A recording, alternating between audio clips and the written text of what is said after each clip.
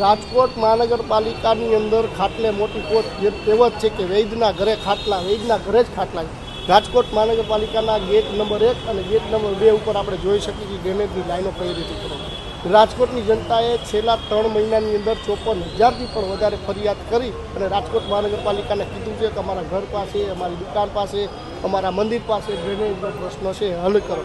પરંતુ ડ્રેનેજનો પ્રશ્ન હલ નથી થતો ત્યારે લોકોએ ફરિયાદ કરવી પડે છે. આ ફરિયાદ કરવાનું માત્ર ને માત્ર એક કારણ છે કે અણઆવડત.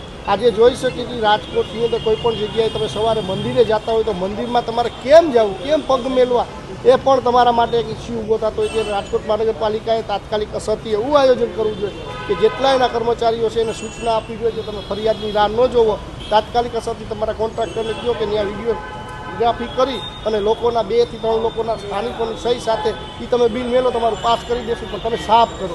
કારણ કે ફરિયાદની રાહ જોવે છે, બિલની રાહ જોવે છે, પછી કોન્ટ્રાક્ટરના માણસો આવીને સાફ કરે છે. ત્યારે રાજકોટની પ્રજાએ ત્રાહીમામ પોકારી ગઈ છે કઈ રીતે આમાં લોકોએ નીકળવું રોડ પર. આપણે જોઈશું કે ઇસ્યુ 54,000 ફરિયાદ એટલે કોઈ નાની વાત નથી.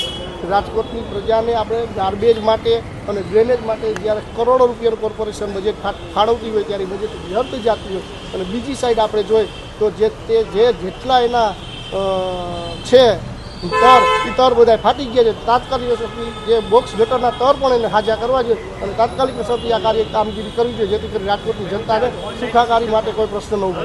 ઓનલાઈનને કારણે જ આ ગટર નથી સાફ થતી. ઓનલાઈનને કારણે એ લોકો એવું કહે છે કે ફરિયાદ અમારા હાથમાં આવશે પછી અમે આગળની કાર્યવાહી કરશું. જો તમે આગળની કાર્યવાહી ઓનલાઈન ફરિયાદની રાહ જોતા હોય તો રાજકોટની જનતા રોડ ઉપર કેટલુંક નરક છૂટશે એ આપણે જોઈ રહ્યા. વેલનો પ્રશ્ન છે, રામનાથનું મંદિર છે, એની આજુબાજુમાં ફૂલ કચરો છે, ગંદકી છે, તે છતાં આ પતરા મારી અને જગતનો બાપ પણ ગંદકીની વચ્ચે બેઠો. એ સાફ કરાવવાનો નથી. ગાંડી વેલ જે રાજકોટની રાજી નદીથી થઈ મોરબી રોડ સુધી જાય છે, લોકોને ખાવામાં પણ સ્થાનિક લોકોને મચ્છર આવી ગયા છે, તો પણ રાજકોટ મહાનગરપાલિકા એક મશીન પણ લઈ આવ્યા હતા.